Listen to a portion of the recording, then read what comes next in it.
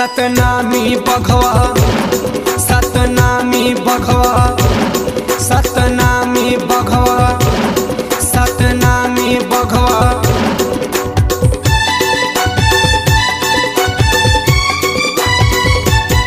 जगमा सबले बड़े तोरे नाम सतनामी बघवा। जन जन ले हवे महान सतनामी बघवा।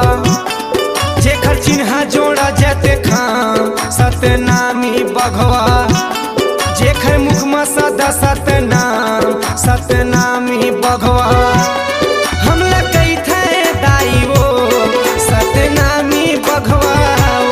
हमला कई थे भैया गा सतनामी बघवा गा। जग में सबले बड़े तोरे नाम सतनामी बघवा। जेकर चिन्हा जोड़ा जाते खाम